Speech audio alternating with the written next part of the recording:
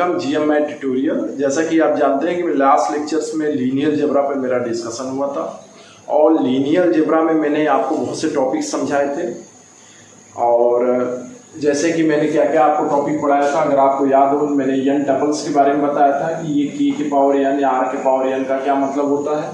फिर मैंने कुछ डायमेंशंस के बारे में आपको बताया था कि 1 डायमेंशन, 2 डायमेंशन, 3 डायमेंशन, जिसे डायमेंशन बताते हैं।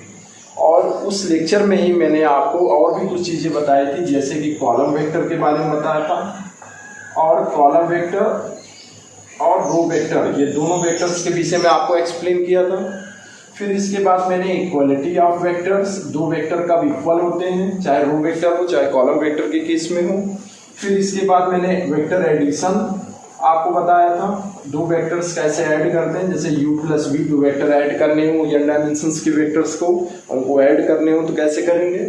फिर मैंने आपको स्केलर मल्टीप्लिकेशन पढ़ाया था कि k का जैसे मल्टीप्लिकेशन किसी वेक्टर के साथ होगा। और फिर उसी में ही लेक्चर में मैंने आपको कुछ थ्योरम्स डिस्कस किया था और थ्योरम के बाद मैंने लीनियर कॉम्बिनेशन पे डिस्कस किया था कि लीनियर कॉम्बिनेशन हम कैसे बनाते हैं, कि कोई भी वेक्टर्स लेंगे और जितने वेक्टर्स लेंगे हम उतने ही अगर हमें स्केलर्स मिल जाए या उससे कम भी मिले, लेकिन हम उन्हीं के टर्म में ही लिखेंगे उनके प्रोडक्ट में, तो समय अल्फा 1 u1 अल्फा 2 u2 ये जो समेशन बनेगा, ये वेक्टर नया वेक्टर होगा, मान लो v होगा, इसी को बोलते हैं लीनियर कॉम्बिनेशन। ये भी मैंने डिस्कस किया था। ये सारे टॉपिक हमारे हो चुके थे। उसमें मैंने एक और टॉपिक पढ़ाया था, difference of vector u minus v भी मैंने बताया था आपको। तो ये सब टॉपिक्स मैंने डिस्कस कर चुका हूँ। जो मेरे इस वीडियो को ना वॉच किए हो वो जाकर के जरूर उस लीनियर अलजेब्रा के फर्स्ट लेक्चर को वॉच करें, इंट्रोडक्टरी लेक्चर को। आज मैं जो अपने लेक्चर को कंटिन्यू कर रहा हूँ लीनियर अलजेब्रा पर। तो चलिए स्टार्ट करते हैं। Before the starting of our lecture I want to discuss some about our channel. That is, my channel is discussion about the mathematics from all classes, including BSc and MSc and IIT JAM, and also for the GATE and NET examinations. If you want to interested to go to this type of examinations as like also MSc entrance, then you can attend my class through the YouTube channel. That is, you know very well, that is my name of the channel is GMI Tutorial. If you have any doubt, you can ask me on the comment box. Okay, let's discuss the topic. मैं एक बात और कहना चाहूँगा कि अगर आप मेरे प्लेलिस्ट को जाके वॉच करेंगे तो आपको हो सके सभी टाइप की स्टूडेंट को कुछ ना कुछ वहाँ पर कंटेंट मिल जाएगा काम। चलिए डिस्कस करते हैं। आज का हमारा टॉपिक क्या है लीनियर अलजेब्रा में। देखिए, लीनियर अलजेब्रा बहुत इंपॉर्टेंट पेपर है। किनके लिए इंपॉर्टेंट पेपर है? बीएससी सेकेंड ईयर में ही फर्स्ट पेपर है लीनियर अलजेब्रा। आईआईटी जैम में अपना अच्छा खासा नंबर यहाँ से गेन हो जाता है, अच्छे खासे मार्क्स के आते हैं यहाँ से। एक एमएससी मैथ एंट्रेंस में भी ये काम देता है, बाकी नेट और गेट में तो काम देता है। तो मैं अभी स्टार्टिंग के लिए लेकर के चल रहा हूँ कि जो ये नेसेसरी चीज़ें हैं वो लीनियर अलजेब्रा में क्या क्या है, उन पर मैं डिस्कस कर रहा हूँ। चलिए स्टार्ट करते हैं अपने लेक्चर को। हमारा आज स्टार्टिंग है डॉट प्रोडक्ट। डॉट प्रोडक्ट क्या है? एक तरह से मान सकते हैं, मैंने आपको दो चीज बताया था, वेक्टर एडिशन बताया था, दो वेक्टरों का एडिशन बताया था और स्केलर मल्टीप्लिकेशन बताया था। लेकिन दो वेक्टरों का मल्टीप्लिकेशन नहीं बताया था। मैंने आपको दो वेक्टरों का मल्टीप्लिकेशन, ये मेरा रह गया था टॉपिक। तो ये जो है आज हम डिस्कस करेंगे। क्या क्या डिस्कस करेंगे? डॉट प्रोडक्ट, नॉर्म, जिसको हम मेश भी कहते हैं, नॉर्म डिस्कस करेंगे। फिर इसके बाद किसी वेक्टर को, अगर वो वेक्टर यूनिट वेक्टर नहीं है तो उसको यूनिट वेक्टर को नॉर्म वेक्टर कैसे बनाएंगे। और कुछ थ्योरम है जैसे कॉची स्क्वायर इनइक्वालिटी है, आई मीन कॉची इनइक्वालिटी है, इन पर डिस्कस करेंगे। डिस्टेंस बिटवीन टू वेक्टर निकालेंगे, जैसे दो वेक्टर है u और v, उनके बीच में डिस्टेंस क्या होगा, जैसे हम d ऑफ uv लिखते हैं। और इसके बाद लास्ट में मोस्ट इंपॉर्टेंट टॉपिक प्रोजेक्शन पे डिस्कस करेंगे, जो कि आईआईटी जैम, एमएससी एंट्रेंस और बहुत से इंपॉर्टेंट एग्जामिनेशंस में इसका एक अपना क्वेश्चन आने का एक अपना पॉइंट ऑफ व्यू रहता है। तो चलिए डिस्कस करते हैं आज वेक्टर्स का multiplication, that is dot product. What is dot product? As we have said that if you take in two vectors u and v which is belonging, suppose that r power n या k के power n, which may be real or complex n tuples, then we consider u is a vector that is containing u1 u2 dot dot un, and v is the vector containing v1 v2 dot dot vn. Suppose that these are two vectors which have n dimension vector, otherwise you can take in anything. Then what is the dot product? Dot product is the u dot v. We written dot product in bold manner, that is u dot v, not multiplication is like u dot v, u into v, but dot product taken in between them u and v. So u dot v is equal to what? U dot v, what we have to say that dot product, how can we take dot product of two vector? First of all, taken first position of vector u and also taken first position of second vector, similarly second and third, and we taking with product and added them. That is u1 v1 into, that is into, plus u2 v2 dot dot dot un vn. This procedure is called dot product. This procedure is called dot product. Means how can we product of two vector in linear algebra? So first of all, taking first vector position with second vector position multiplication and added respectively, we get the dot product of two vector u dot v.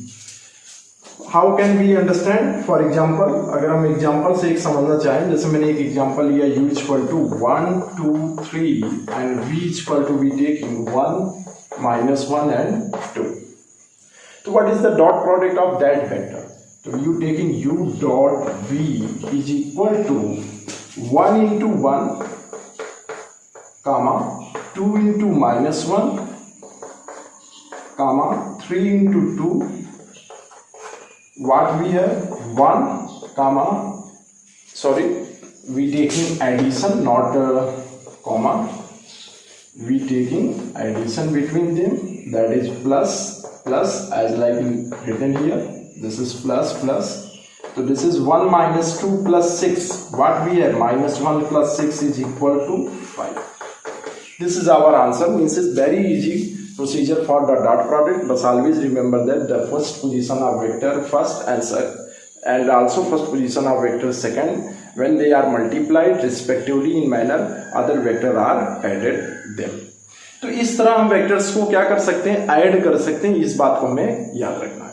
एक इसमें हम अगर आपको note point बताना चाहें कि दो वेक्टरों का डॉट प्रोडक्ट, जैसा फिजिक्स में हम पढ़े हैं, फिजिक्स में हमने पढ़ा है कि u डॉट v जनरली क्या होता है, u dot v mod u mod v cos theta. ये हमने एक formula basic classes, intermediate classes में फिजिक्स में ही बताया जाता है कि u dot v mod u mod v cos theta होता है. लेकिन जब लीनियर अलजेब्रा आप पढ़ेंगे आगे चल के, यही u डॉट v कुछ नहीं होगा, बस नॉर्म लगा देंगे. मतलब जो मॉड था, मॉड को रिप्लेस करेंगे नॉर्म से. अभी मैं नॉर्म आपको बताने वाला हूं. और दूसरी चीज, जैसे दो वेक्टर में अगर दो वेक्टर्स हैं, जैसे u है और एक वेक्टर v है, अगर उनके बीच में एंगल कितना हो, 90 डिग्री, अगर उनके बीच में एंगल्स 90 डिग्री होगा तो थीटा 90 होगा, तो cos 90 जीरो हो जाएगा. मतलब u dot v means u dot v, दो वेक्टरों का डॉट प्रोडक्ट कब जीरो होगा, दो वेक्टरों का डॉट प्रोडक्ट तभी जीरो होगा जब वो वेक्टर एक दूसरे के क्या होंगे, परपेंडिकुलर होंगे. तो ऐसे क्वेश्चंस बेसिक्स मतलब एंट्रेंस में पूछे जा सकते हैं. दो वेक्टरों का डॉट प्रोडक्ट कब जीरो होगा, ये तो आप इंटरमीडिएट कॉन्सेप्ट से भी बता सकते हैं. मैंने वहीं से बताया, कोई खास इसमें नहीं है. लेकिन इस बात को याद रखना है कि दो वेक्टरों का डॉट प्रोडक्ट जीरो होता है तभी जब वो दोनों वेक्टर एक दूसरे क्या हो, परपेंडिकुलर हो. चलिए अब डिस्कस करते हैं. हमारा जो ये वाला रह गया है नॉर्म, मॉड यू ना लिख के नॉर्म लिखते हैं, इसका क्या मतलब है, इसकी मीनिंग क्या है. तो जैसा कि देखा आपने, नॉर्म ऑफ वेक्टर हम पढ़ चुके हैं, sorry dot product of vector हम पढ़ चुके हैं. अब डॉट प्रोडक्ट ऑफ वेक्टर के बाद मैं आपको क्या बताना चाहता हूँ, नॉर्म ऑफ वेक्टर. नॉर्म को मैंने अभी बताया, कोई भी वेक्टर होगा, जैसे u वेक्टर है, अगर u vector r power n में है तो नॉर्म ऑफ वेक्टर का मतलब होता है, उसको इस तरह डिनोट करते हैं. ये जो दो लाइनें होंगी, दो लाइनों के बीच में हम इस तरह लिखते हैं. मतलब आप मॉड यू लिखते हैं, मॉड यू के बाद एक लाइन आपको और बढ़ा देना है बाएं और दाएं, वही हो जाता है नॉर्म. अब इस नॉर्म का क्या मतलब है, तो नॉर्म को हम बताने से पहले आपको एक बात और बताना चाहते हैं डॉट प्रोडक्ट ऑफ वेक्टर्स में, कि दो वेक्टरों का कभी काल ये पूछा जाता है वाइवा में या इंटरव्यू में पूछ लिया जाता है मैथमेटिक्स से रिलेटेड हायर क्लासेस में, जैसे एमएससी में हमारे होता है वाइवा होता है, तो उसमें पूछते हैं कि दो वेक्टरों का डॉट प्रोडक्ट तो संभव है क्या, तीन वेक्टरों का डॉट प्रोडक्ट संभव है? तो संभव है तो क्यों है, और नहीं है तो क्यों नहीं है, ये दोनों तरह से प्रश्न पूछे जाते हैं। तो आपको सीधे बोलना है कि तीन वेक्टरों का डॉट प्रोडक्ट तो संभव ही नहीं है, होता तो हमारे मैथमेटिशियन उस पर जरूर डिस्कस करते। और क्यों नहीं है, इसका पीछे कारण है कि क्योंकि जब दो वेक्टरों का पहले डॉट प्रोडक्ट निकालेंगे तो अभी आपको पता चला कि जैसे मैंने दो वेक्टर्स u डॉट v निकाला और कितना आया था, कुछ भी आया था +1 -1 जो भी आया था, तो मान लीजिए 2 आ गया। तो 2 क्या है कि स्केलर क्वांटिटी है। अब ये स्केलर क्वांटिटी जब हम यहाँ रखेंगे और फिर डॉट प्रोडक्ट w लगाएंगे तो इस डॉट प्रोडक्ट का क्या मतलब रह गया, कुछ नहीं रह गया, क्योंकि डॉट प्रोडक्ट का क्या प्रोसीजर जो होता है दो वेक्टरों के बीच में होता है, ना कि एक स्केलर और एक वेक्टर्स के बीच में होता है। तो इस बात को हमेशा याद रखिएगा, 3 वेक्टर्स के बीच में कभी भी डॉट प्रोडक्ट नहीं होता है, संभव नहीं है। ओनली 2 वेक्टर्स के बीच में ही डॉट प्रोडक्ट पॉसिबल होता है। तो अब आ जाइए नॉर्म पे। नॉर्म क्या होता है, इसका एक मीनिंग मैंने लिखा है, डिफिनेशन समझ सकते हैं कि distance of the vector from a fix point. मतलब जैसे सपोज करिए कोई वेक्टर है u, ठीक है, और कोई भी फिक्स पॉइंट, अब वो फिक्स पॉइंट आप सपोज कर लीजिए, इस केस में मैं ले रहा हूं अभी ओरिजिन। तो ओरिजिन के केस में जो फिक्स पॉइंट u से o की परपेंडिकुलर था u, मतलब distance of vector u from the fix point o, ये जो डिस्टेंस होगा हम इसका नाम OP रख दें। और ये तो कोई एक वेक्टर है u, आप समझ सकते हैं ये कोई वेक्टर है u। तो इस पोजीशन OP, ये जो डिस्टेंस होगा इसी को हम मेजर करते हैं नॉर्म u से। कैसे लिखते हैं, नॉर्म ऑफ u।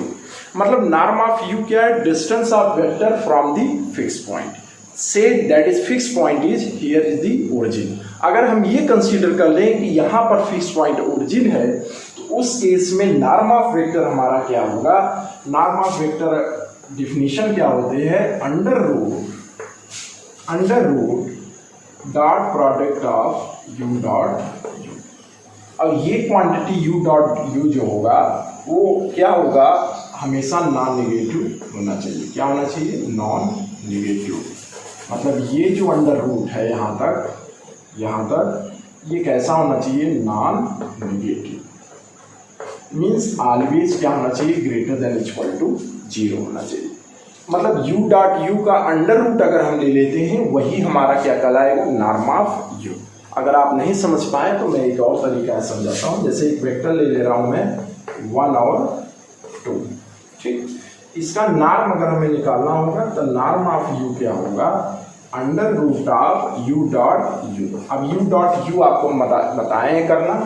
जैसे u लिखा है, एक बार u और लिख लीजिए। इसको सपोज कर लीजिए v है। प्रोसीजर क्या था डॉट प्रोडक्ट निकालने का, u डॉट u में हम कैसे निकालेंगे, u डॉट v कैसे निकालेंगे, फर्स्ट वेक्टर का फर्स्ट से प्रोडक्ट प्लस सेकंड वेक्टर का सेकंड पोजीशन से प्रोडक्ट, कितना हो जाएगा, दैट इज 4 + 1 5 हो जाएगा। तो यहाँ पर हम रख देंगे, वो हमारा क्या हो जाएगा, अंडर रूट 5। और ये आप खुद बताइए, अंडर रूट में जो भी क्वांटिटी होगी वो हमेशा क्या होनी चाहिए, ग्रेटर देन इक्वल टू 0 होनी चाहिए। तो यही होगा हमारा नॉर्म। नॉर्म हमेशा क्या होगा, या तो 0 होगा या तो पॉजिटिव होगा, क्योंकि डिस्टेंस ऑलवेज या तो 0 हो सकता है, ज़्यादा से ज़्यादा क्या हो सकता है, कोई भी पॉजिटिव क्वांटिटी हो सकती है, लेकिन मिनिमम 0 होगा, नेगेटिव नहीं होता है। तो नॉर्म ऑफ वेक्टर, आप मेरी बातों को आप समझ पा रहे होंगे कि नॉर्म ऑफ वेक्टर क्या होता है, अंडर रूट। ये डिफिनेशन याद रखिएगा, u डॉट u, जैसे कि मैंने एग्जांपल करा दिया आपको। अब इसकी कुछ प्रॉपर्टीज हैं, जैसे एक प्रॉपर्टीज मैं आपको डिस्कस कर दे रहा हूँ कि norm of u vector, norm of u अगर किसी वेक्टर का 0 है तो इसका क्या मतलब है। बहुत लोग पूछते हैं, वाइवा में पूछ लेते हैं, बहुत सीनियर्स पूछते रहते हैं कि नॉर्म ऑफ u का 0 का क्या मतलब है, क्योंकि नॉर्म का मतलब है distance of vector from fix point. अब उस फिक्स पॉइंट से हम बता रहे हैं कि उस वेक्टर का डिस्टेंस 0 हो गया, तो इसका क्या मतलब है। इसका मतलब है कि वो वेक्टर क्या है, वो वेक्टर जीरो वेक्टर है। वो वेक्टर क्या है, जीरो वेक्टर है, मतलब वो ओरिजिन पर ही है, इसलिए वो जीरो वेक्टर है। और वो जीरो वेक्टर अगर है तो जीरो वेक्टर होगा तभी उसका नॉर्म जीरो होगा। एक प्रश्न और, एक प्रॉपर्टी और है, वो पूछते हैं लोग, जैसे वो प्रॉपर्टी सेकंड हम बोल सकते हैं, नोट पॉइंट सेकंड भी लिखवा सकते हैं हम आपको कि नोट पॉइंट सेकंड क्या है कि कोई भी वेक्टर जैसे u है, जैसे ये वेक्टर है, अगर कोई भी वेक्टर u है और उसका नॉर्म 1 है तो इसका क्या मतलब है, इसका मतलब ये है कि अगर कोई वेक्टर नॉर्म u का 1 है तो इसका मतलब u जो वेक्टर है वो कैसा वेक्टर है, u is a unit vector. जैसे आप नहीं कहते हैं कि अगर कोई वेक्टर का मैग्नीट्यूड 1 है, मॉडुलस वैल्यू 1 है, अगर u कोई वेक्टर 1 है उसकी मॉडुलस 1 है तो हम वहाँ पर फिजिक्स में यूनिट वेक्टर बोलते हैं। उसी तरह लीनियर अलजेब्रा के में हम क्या बोलते हैं कि अगर कोई वेक्टर का नॉर्म 1 है तो वो वेक्टर हमेशा यूनिट वेक्टर होगा। लेकिन अगर इसमें एक और मौका होता है, जैसे इसमें देते हैं कि अगर कोई वेक्टर है और उसका नॉर्म सपोज करो √5 है, ठीक है, उस वेक्टर का यूनिट वेक्टर क्या होगा, मतलब u का यूनिट वेक्टर हम कैसे निकालेंगे, u का यूनिट वेक्टर हम हमेशा कैसे डिनोट करते हैं, वहां पर कैप से, यहां भी लिख सकते हैं। तो यूनिट वेक्टर हम कैसे निकालेंगे अगर किसी वेक्टर का नॉर्म √5 है, तो अब u का मैंने यूनिट वेक्टर हम सपोज कर लिए u कैप है, और उसको निकालने का फार्मूला अपने फिजिक्स में जनरली जानते हैं, क्या होता है, u vector upon norm of u। तो जैसा कि देख रहे हैं मैंने नॉर्म u√5 कौन वाला लिया है, यही वाला लिया है नॉर्म u√5। तो हमारा वेक्टर u क्या है, 1 2, तो यहाँ लिख दिए 1, 2 डिवाइडेड बाई नॉर्म u कितना है, √5। तो आप देख सकते हैं कि अगर मैं इसको क्लियर करूं तो यहाँ पर हमें क्या मिलेगा, vu vector u cap is equal to 1/√5 एक वेक्टर कामा 2/√5। अब ये यूनिट वेक्टर है कि नहीं, चलिए चेक करते हैं, इसका नॉर्म ले लेते हैं। इसका नॉर्म लेंगे अगर हम तो क्या होता है फार्मूला, इस वेक्टर का इस वेक्टर से प्रोडक्ट, इस वेक्टर का इस वेक्टर से प्रोडक्ट करेंगे 1/√5 इंटू 1/√5 प्लस 2/√5 इंटू 2/√5। ये कितना हो जाएगा 1/5 प्लस 2 इंटू 2 4/√5 5 4 प्लस 1 5/5। अब आप देख सकते हैं कि इसका नॉर्म ऑफ क्या आ रहा है, इस वेक्टर का 1 आ रहा है। मतलब अगर कोई वेक्टर u12 दे दे आपको या कुछ दे दे, ऐसे क्वेश्चन एंट्रेंस में बनते हैं, कोई वेक्टर u दे देगा और कहेगा 4 ऑप्शन दे करके कि कौन इसका यूनिट वेक्टर होगा, आपको u कैप लिख के नहीं देगा, सीधे ऐसे रिजल्ट लिख के देगा। मतलब u दे देगा आपको और कह देगा इसका यूनिट वेक्टर क्या होगा। तो यूनिट वेक्टर आप कैसे लिखेंगे, आप क्या करिए, सबसे पहले नॉर्म ऑफ वेक्टर निकाल लीजिए इस फार्मूले से, और इस फार्मूले में रख दीजिए u कैप बराबर u upon norm of u, तो आपको 1/√5 2/√5 मिल जाएगा। और अगर आप चेक करना चाहते हैं उसी समय, या मैं कहूँगा कि आप क्या करिए कि 4 ऑप्शन आपको जो दिया रहे a b c d, आप क्या करिए जो भी वेक्टर दिया रहे उसका सीधा नॉर्म ले लीजिए। जैसे मैंने इस वेक्टर का ये एक ऑप्शन में लिया है तो सीधा नॉर्म ले लीजिए, और नॉर्म लेने का प्रोसीजर क्या है कि u डॉट u करके अंडर रूट ले लेंगे। तो u डॉट u करके अंडर रूट लेंगे तो आप मालूम है कि अगर कोई भी वेक्टर है इसका भी अंडर रूट लेंगे तो हमेशा क्या मिलेगा, अंडर रूट का 1 तो 1 ही मिलेगा। तो मतलब अगर नॉर्म ऑफ u हमें 1 मिलता है, चारों ऑप्शन में से जिसका नॉर्म लेते हैं 1 मिल जाएगा, हम समझ जाएंगे वो हमारा वेक्टर कैसा होगा, वो हमारा यूनिट वेक्टर होगा। क्लियर है। तो यहाँ तक मैंने आपको 2 नोट पॉइंट बताया, कोई वेक्टर जीरो हो, कोई वेक्टर यूनिट वेक्टर होगा, और कोई वेक्टर अगर यूनिट वेक्टर नहीं है, अगर उसका यूनिट वेक्टर निकालना होगा तो वो भी प्रोसीजर मैंने यहाँ आपको बता दिया। तो यहाँ तक अगर आपको क्लियर हो गया कि नॉर्म क्या है, मेश, नॉर्म का दूसरा शब्द है मेश भी बोलते हैं, मेश नॉर्म दोनों का मीनिंग सेम है। और नॉर्म ऑफ वेक्टर ये डिफिनीशन आपको आगे याद रखना है कोई भी क्वेश्चन लगाने के लिए। देखिए 2 थ्योरम्स हैं, मैं उस पर डिस्कस करने वाला हूँ। प्रूफ तो मैं नहीं कराना चाहता हूँ, लेकिन एक थ्योरम का आपको करा दे रहा हूँ, बहुत ईजी है वो है कॉची स्क्वार्ज इनइक्वालिटी, और अगला जो होगा वो मिन्कॉस्की इनइक्वालिटी होगा।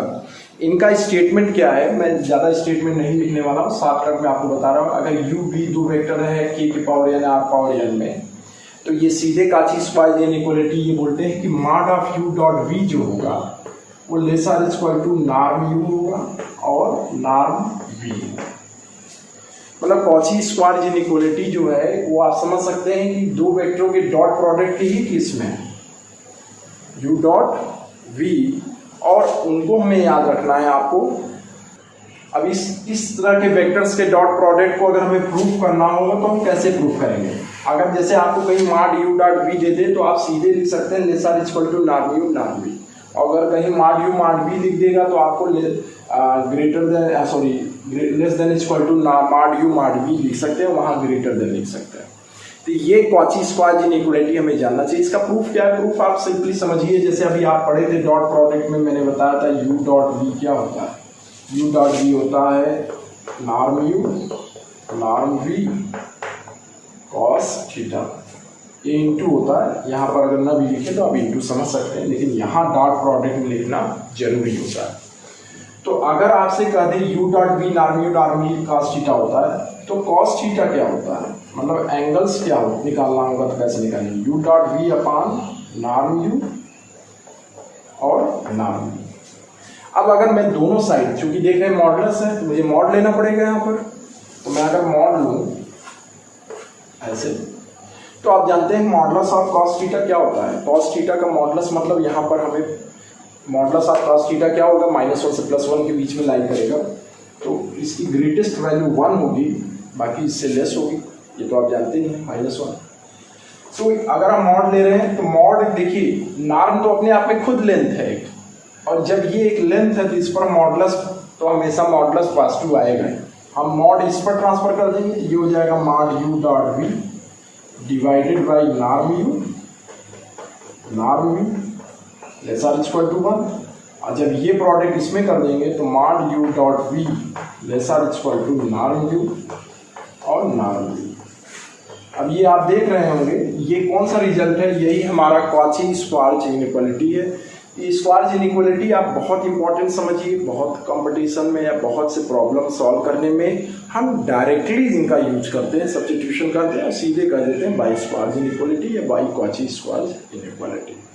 क्लियर है। चलिए नेक्स्ट थ्योरम डिस्कस करते हैं। ये थ्योरम था, दूसरा है मिन्कॉस्की इनइक्वालिटी। आप देख रहे हैं मिन्कॉस्की इनइक्वालिटी भी कॉची स्क्वायर इनइक्वालिटी की ही तरह कर सकते हैं, बस वहाँ डॉट प्रोडक्ट है, यहाँ एडिशन है, वहाँ मॉड था लेफ्ट हैंड साइड में, यहाँ क्या है नॉर्म। तो ये कहना चाह रहे हैं कि दो वेक्टरों के एडिशन का norm always lesser equal to होगा उनके इंडिविजुअल नॉर्म के सम के इक्वल या लेस। तो आपको याद रखना है कि दो वेक्टरों का norm of u dot u plus v होगा lesser equal to norm u plus norm v. अब इन सब थ्योरम्स का यूज क्या है, ये सब थ्योरम का यूज हम ऐसे करते हैं जैसे अगर आपको कहीं नॉर्म यू प्लस वी दे देगा तो हम डायरेक्टली उसको लिख सकते हैं नॉर्म यू और प्लस नॉर्म वी। तो यहाँ पर इसका ये इंपॉर्टेंस है, इसको याद रखिएगा बाई नेम मिन्कॉस्की इनइक्वालिटी। देख रहे हैं मेरा अगला टॉपिक है डिस्टेंस बिटवीन टू वेक्टर्स। दो वेक्टर्स के बीच में लीनियर अलजेब्रा में डिस्टेंस कैसे निकालते हैं, ये क्वेश्चन पूछा जाता है कहीं भी कंपटीशन में या आपके सेशनल एग्जाम में। तो ऐसे क्वेश्चंस को हम कैसे सॉल्व करेंगे, पहले इनका समझिए क्या है। जैसे सपोज करिए दो वेक्टर है, u है और v।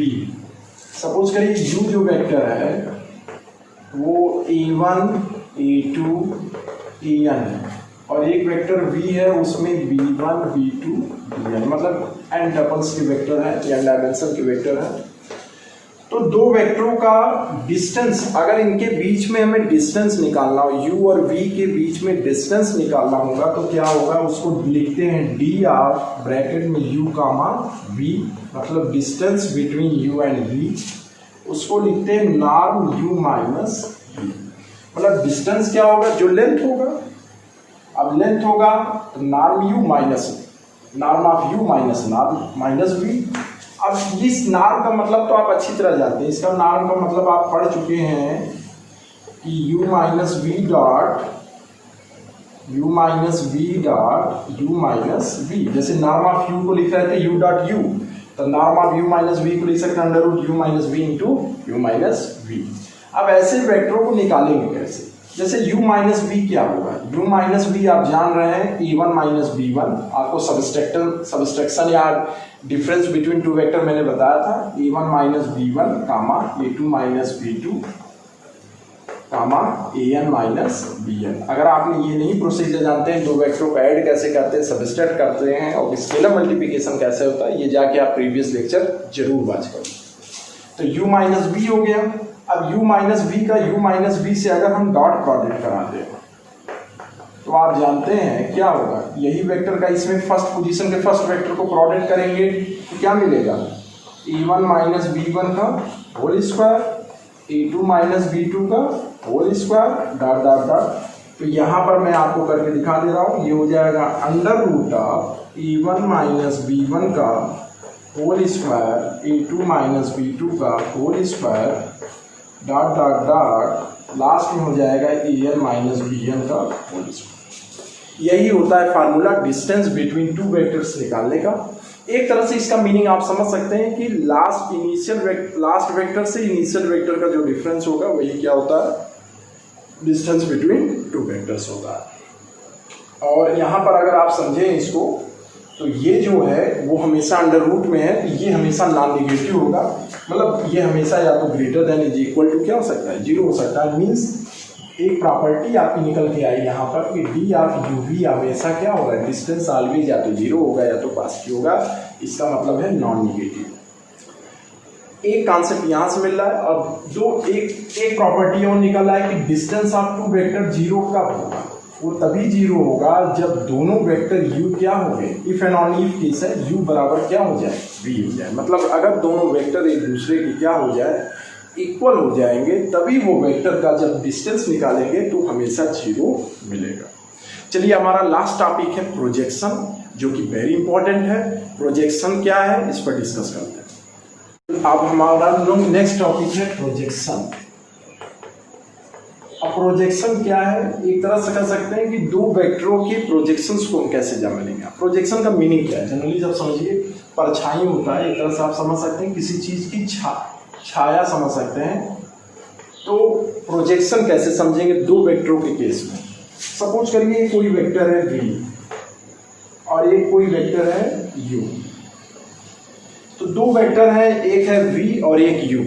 तो परछाई के लिए हम जानते हैं क्या जरूरत होता है, कुछ झुकाव होना चाहिए बेस से। तो ये मान लीजिए बेस वेक्टर है v और ये कुछ वेक्टर u है, इसका झुकाव होगा तो इस पर इसका कुछ झुकाव होने के कारण इसकी परछाई कहाँ पड़ेगी, v पर पड़ेगी।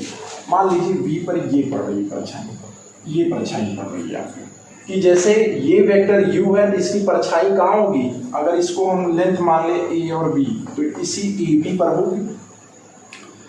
तो इस डायरेक्शन में प्रोजेक्शन क्या होगा, प्रोजेक्शन ऑफ वेक्टर जैसे हम लिख सकते हैं projection of vector, projection of u on v। अगर आपसे ऐसे दो वेक्टर दे दे u और v और कह दे u का प्रोजेक्शन इस वेक्टर v का क्या होगा, इस वेक्टर v का प्रोजेक्शन क्या होगा।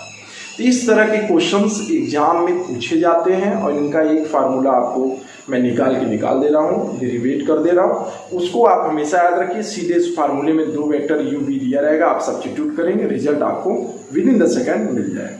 तो कैसे निकालेंगे, देखिए आपको ध्यान रखना है कि जो u वेक्टर होगा, जैसे आप कंपोनेंट निकालते थे, अगर ये कोई एंगल पे बेंड है, थीटा है, कुछ है, तो अगर ये थीटा अगर हम घटाते जाएं तो परछाई बढ़ती जाएगी। ये थीटा अगर हम घटाते जाएं तो परछाई जैसे जैसे हम इधर आएंगे परछाई क्या है, बढ़ती जाएगी। लेकिन जैसे जैसे हम इधर ले जाएंगे परछाई कम होती जाएगी, क्योंकि ये परछाई ऐसे उठाने पर ये परछाई यहाँ पर तक कम होती जाएगी और एक 90 डिग्री बनने परछाई क्या हो जाएगी, खत्म हो जाएगी।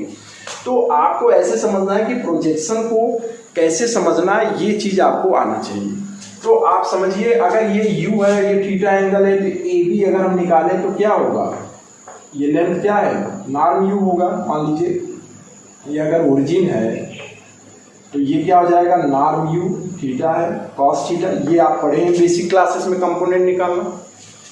अब इस डायरेक्शन में निकालना है, किसके डायरेक्शन में, v के डायरेक्शन में। तो जब v के डायरेक्शन में निकालेंगे तो क्या कर देंगे, इसी कंटेंट में हम क्या मल्टीप्लाई कर देंगे, वी कैप से मल्टीप्लाई कर देंगे। यही हमारा क्या हो जाएगा, projection, that is projection of u on v. अगर नहीं समझ में आया तो ऐसे समझिए कि आप जानते हैं u डॉट वी, दो वेक्टरों का डॉट प्रोडक्ट क्या होता है, नॉर्म वी कॉस थीटा। अब नॉर्म यू कॉस थीटा तो हमें मालूम है, तो उसको LHS में रोक लें हम, RHS में, तो और नॉर्म वी को डिवाइड कर दें तो u dot v upon cos theta. ठीक, अब आप खुद समझिए कि u dot v upon cos theta equal to norm u cos theta होता है। ये तो हमारा कंपोनेंट निकल गया। अब हमें क्या निकालना है, इस डायरेक्शन में प्रोजेक्शन निकालना है। इस डायरेक्शन में प्रोजेक्शन मतलब वेक्टर v का प्रोजेक्शन क्या होगा, v यूनिट वेक्टर के डायरेक्शन में निकालेंगे हम, तो v unit vector v cap होगा। क्योंकि जब किसी वेक्टर के डायरेक्शन में हम निकालना होता है तो हम क्या करते हैं, यूनिट वेक्टर से उसके प्रोडक्ट करते हैं, इसलिए मैंने यहाँ यूनिट वेक्टर से मल्टीप्लाई किया। तो आप दोनों साइड क्या कर देंगे, आप सिंपली यहाँ कॉस थीटा मैंने लिख दिया, यहाँ आपको क्या लाना था, v लाना था। अब आपको क्या करना है, इसके बाद आपको मल्टीप्लाई करना है यूनिट वेक्टर क्या, v कैप से। यही आपका प्रोजेक्शन हो गया। ये क्या हो गया, प्रोजेक्शन हो गया ऑफ u का, कहाँ पर, v पर। ऐसे भी लिखते हैं या हम ऐसे भी लिख सकते हैं, प्रोजेक्शन u कामा v, मतलब u का v पर प्रोजेक्शन। तो क्या हो जाएगा, यही फार्मूला निकल के आया, projection u comma v is equal to u dot v upon norm v into unit vector v cap. ये फार्मूला आपको याद रखना होगा, यही है डेरिवेशन। इसको एक तरह से और ऐसे समझ सकते हैं आप कि आप डायरेक्ट इसको थोड़ा सा एक्सपेंड करके रखें, projection of vector u on v, या आप कुछ भी लिखना चाहें, मैं तो बहुत तरीके से लिखता हूँ u कामा v, सब अच्छे तरीके हैं। u कामा v मतलब u का प्रोजेक्शन v पर क्या हो जाएगा, आप सिंपली समझिए u डॉट v तो वैसे ही रहेगा अपॉन नॉर्म v। इसको ओपन कर लीजिए, वेक्टर v का v कैप क्या होता है, unit vector v upon norm v, इसको रख दीजिए v अपॉन नॉर्म v। मतलब ये हमें मिलने वाला क्या है, ये मिलने वाला u डॉट v एक स्केलर होगा और फिर वेक्टर v से multiply and divided by norm of v का होल स्क्वायर।